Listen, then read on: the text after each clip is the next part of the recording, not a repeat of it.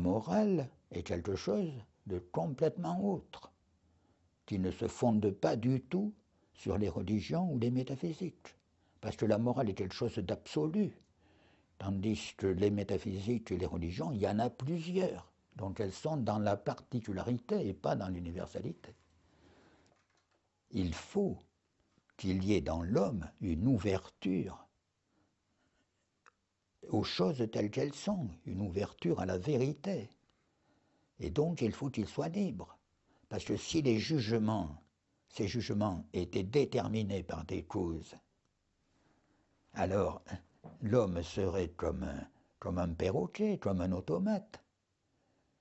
Mais au contraire, il y a une ouverture qui est l'essence même de l'être de l'homme. Ouverture à ce qui s'offre à nous, et ouverture aussi à autrui. Il faut fonder la morale parce que si vous ne la fondez pas, eh bien Hitler pourra vous dire « Mais enfin, qu'est-ce que vous me reprochez ?» Auschwitz, d'accord, oui, d'accord, mais c'est ma morale. Vous avez votre morale et moi j'ai la mienne. Voilà. Tandis que ça, il ne pourrait pas dire ça pour la mathématique. Parce que la mathématique se démontre. Donc il faut que la morale aussi se démontre. Autrement, Hitler peut dire ce qu'il veut. Donc il faut fonder la morale. C'est ce qu'a dit Schopenhauer. Il a écrit un livre, Le fondement de la morale. Et il a dit que c'était difficile. C'est vrai. Admettons que c'est difficile. De toute façon, il s'est gouré. Parce qu'il fonde la morale sur la pitié. Or, évidemment, la morale peut être fondée sur la pitié. Parce que, par exemple, se blesser au bord de la route, je dois lui porter secours, même si je n'ai pas pitié.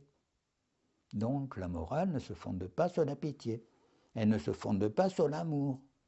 Parce que je dois porter secours au blessé, même si je ne l'aime pas.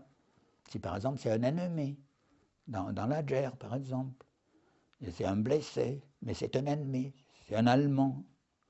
Oui, alors, et bien que ce soit un Allemand, il faut lui porter secours, même si on ne l'aime pas. Donc, la morale ne peut pas se fonder sur un sentiment quelconque ou une émotion quelconque, parce que ces émotions ou sentiments sont quelque chose de variable, de flottant, tandis que le devoir est quelque chose de déterminé, de fixe. Voilà. La morale ne peut pas se fonder sur une religion, puisque si vous fondez la morale sur, par exemple, la religion de l'islam, ou bien le christianisme, vous aurez une morale islamique ou chrétienne, n'est-ce pas, mais pas forcément universelle. Or, depuis la révolution de 1789, la Déclaration des droits de l'homme, la morale a un caractère universel. Hein. Et est-ce qu'on peut fonder la morale sur une métaphysique? Ben non, puisque, comme on l'a dit, il y a différentes métaphysiques possibles. Alors, moi, je crois que, premièrement, la question du fondement de la morale, c'est une question pour philosophe. Donc, le commun des mortels n'a pas à s'en préoccuper. Le commun des mortels n'a qu'à savoir quels sont ses devoirs, accomplir ses devoirs, et puis voilà. De toute façon, ces devoirs moraux, c'est très peu de choses, finalement. C'est-à-dire qu'il faut ne pas faire de mal de manière injuste à autrui, il faut respecter la personne d'autrui, etc. Mais une fois que vous avez satisfait à ces devoirs inconditionnels, eh bien après vous faites de votre vie ce que vous voulez, n'est-ce pas? La morale, c'est un minimum, si vous voulez. C'est-à-dire qu'il y a des choses qu'on ne peut pas se permettre. Le principe de la morale est ce qui est impliqué dans le dialogue entre deux êtres humains. Parce que du simple fait de parler entre eux, ils se présupposent mutuellement comme des êtres libres, raisonnables et égaux en droit. Or ça, c'est le principe de la morale. C'est-à-dire que nous sommes tous égaux en droit. Ils se sont figurés que la métaphysique était une science. Par exemple, les méditations métaphysiques de Descartes, ils vous les donnent comme plus certaines même que les mathématiques.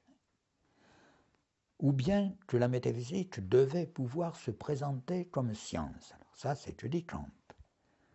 Eh bien ça, c'est une erreur totale. La métaphysique, justement, ne peut pas avoir le caractère d'une science. Parce que si c'était le cas, on pourrait réfuter une religion.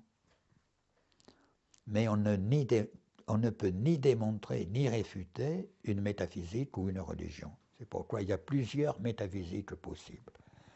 La métaphysique n'est pas une métaphysique n'est pas une science. C'est un poème. Les sciences ne peuvent absolument pas nous enseigner quoi que ce soit sur le fond des choses. Elles se limitent aux phénomènes ou aux êtres, c'est-à-dire à ce qui est contrôlable, observable, expérimentable. Mais le fond des choses nous échappe radicalement. Et donc, c'est là qu'il faut spéculer. La métaphysique est spéculation. Pourquoi préférer la vérité à l'erreur? Pourquoi préférer le bien au mal? Mais c'est que justement, par définition même, le bien est le préférable. Qu'est-ce que vous voulez? Par définition même, le juste est le préférable à l'injuste. Mais alors, vous avez Hitler, etc., qui vous dit « je m'en fous, moi, je préfère quand même l'injuste ». Ça, c'est votre affaire, mais il n'empêche que vous choisissez de manière complètement bête, n'est-ce pas, ce qui justement n'est pas le préférable, n'est-ce pas? C'est comme si vous suiviez un régime alimentaire, et si on vous dit, voilà ce qui est préférable pour vous, vous dites non, moi je veux de l'alcool, allez, beaucoup d'alcool. Ah ben, si vous voulez, eh bien si vous voulez vous détruire, vous choisissez, quoi. C'est vrai que l'homme, finalement, a une liberté absolue. C'est-à-dire, l'homme peut dire non à tout, y compris au bien. Moi, j'ai été éduqué dans le christianisme. Bon, il fallait que j'aille me confesser, là, à l'église d'Altillac, là, qui est sur la colline. Chaque fois, c'était pour me dire coupable. Jamais pour dire que j'avais fait des choses bien. Jamais. Il fallait que je dise des fautes. Il fallait que je les invente d'ailleurs, parce que vous savez, il en fallait un certain nombre. Bon. Non, alors qu'est-ce que vous voulez? C'est une idée de l'homme complètement fausse qui finalement, le christianisme, je crois, a rendu l'homme plus mauvais. Parce qu'il l'a persuadé de sa mauvaiseté. Pour moi, je crois, contrairement au pessimisme chrétien, et avec Rousseau, que l'homme est naturellement bon. Voilà.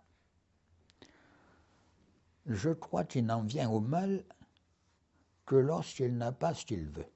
Si les hommes font beaucoup d'actions mauvaises, violentes, c'est parce qu'ils sont frustrés de quelque chose qu'il leur fallait. Voilà.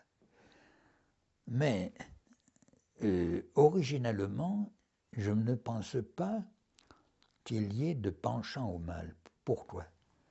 Parce que ça me paraîtrait quand même fantastique, inimaginable, que la nature ait créé des êtres pour être mauvais.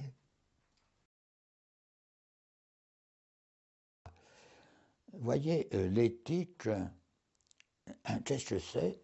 Eh bien, cela signifie que dans la vie, on subordonne toute sa vie à une valeur suprême. Ce qu'on estime, une valeur qu'on estime prépondérante par rapport à toutes les autres valeurs. Pour Achille, c'est la gloire. C'est-à-dire, il aurait pu vivre heureux, n'est-ce pas, dans le domaine de son père, mais il a choisi d'obtenir, par son combat contre Hector, sa victoire sur Hector, une gloire immortelle.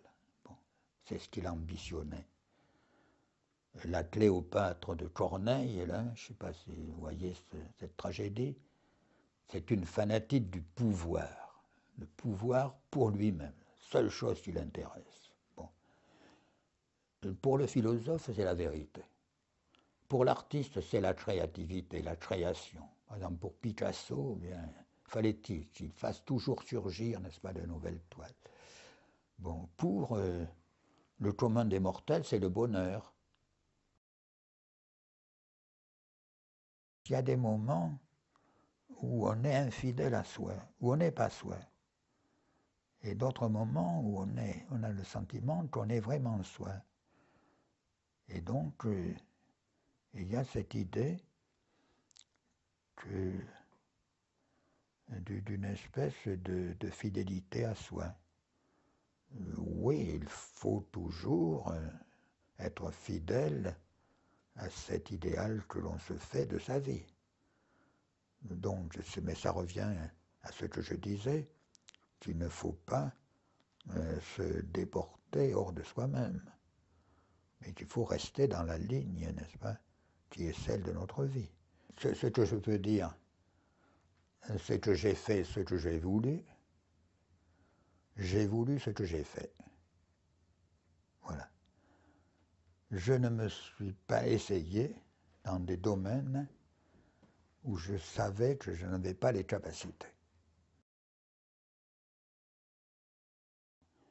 Tout ce qui m'arrive, immédiatement je le relativise comme quelque chose de fugitif, qui bientôt ne sera plus, et par conséquent je suis par là même libre vis-à-vis de tout ce qui m'arrive. Parce que quoi que ce soit qui m'arrive, c'est quelque chose de tellement fugitif, de tellement momentané, que finalement je ne dois pas trop m'y attacher, voyez. Et donc c'est une sagesse de détachement, c'est-à-dire de retrait, qui fait que je suis détaché, n'est-ce pas, de manière quelquefois qui surprend. Je constate que je suis à peu près incapable d'éprouver de mauvaises pensées pour autrui. Voyez. Tout ça parce que je pense sur le fond de l'infini. Évidemment, ça pourrait être Dieu, remarquez. Oui, je pense que j'aurais pu faire un bon chrétien, finalement. Oui, c'est dommage.